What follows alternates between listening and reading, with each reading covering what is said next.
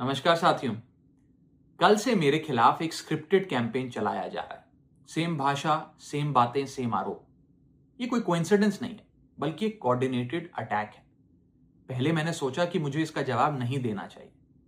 फिर लगा कि कहीं एक झूठ को 100 बार बोला जाए तो कुछ लोग मान ना लें। इसलिए मैंने सोचा कि जवाब दूं। आम आदमी पार्टी ने 3 आरोप लगाते हुए ये कहा कि इन 3 आरोपों की वजह से हम राघव चड्ढा को पार्लियामेंट में बोलने का मौका नहीं देंगे। राघव चड्ढा के पार्लियामेंट में बोलने पर रोक इसलिए लगाई गई क्योंकि उन्होंने ये 3 गलतियां करी। मैं एक एक करके इन तीनों पर आपसे बात करना चाहूंगा। पहला आरोप कि जब ऑपोजिशन पार्लियामेंट से वॉकआउट करता है, सदन से वॉकआउट करता है, तो राघव चड्ढा वहीं बैठे रहते हैं, वो वॉकआउट नहीं करते।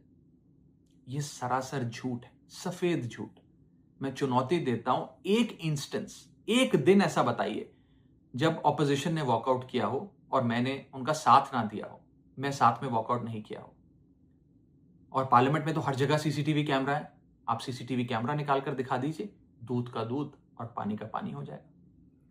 दूसरा आरोप लगाया कि राघव चड्ढा ने चीफ इलेक्शन कमिश्नर के इंपीचमेंट मोशन पर, यानी कि मुख्य चुनाव आयुक्त को हटाने वाली जो याचिका थी, उस पर साइन करने से मना कर दिया। दूसरा सफेद झूठ। ना मुझे आम आदमी पार्टी के किसी भी नेता ने इस मोशन पर साइन करने के लिए कहा, ना औपचारिक तौर पर कहा, ना अनौपचारिक तौर पर कहा। और आम आदमी पार्टी के राज्यसभा में कुल 10 सांसद हैं, जिनमें से 6 या 7 सांसदों ने इस मोशन पर खुद ही साइन नहीं किया। तो भला इसमें मेरी क्या गलती? खाली सारा दोष मुझ पर ही क्यों मढ़ा जा रहा है? और इस मोशन के लिए राज्यसभा में कुल 50 सिग्नेचर चाहिए होते हैं, यानी कि 105 विपक्षी सांसदों में से मात्र 50 सिग्नेचर से ये याचिका पूरी हो जाती।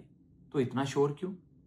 और तीसरा आरोप जो मुझ पर लगाया गया वो ये था कि राघव चड्ढा डर गए हैं और इसलिए वो बेकार मुद्दे उठाते हैं।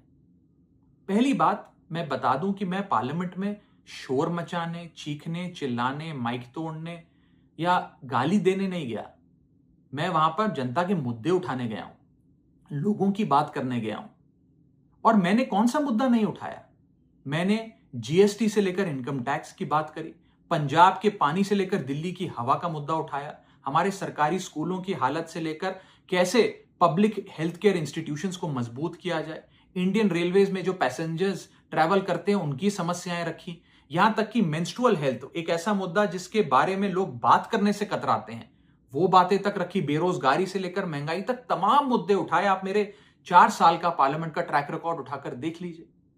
और मैं पार्लियामेंट में इंपैक्ट क्रिएट करने गया हूं, मैं पार्लियामेंट में रकस क्रिएट करने नहीं गया।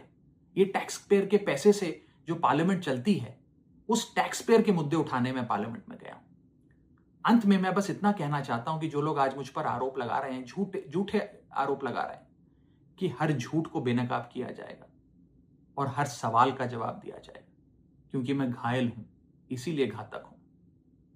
जय हिंद।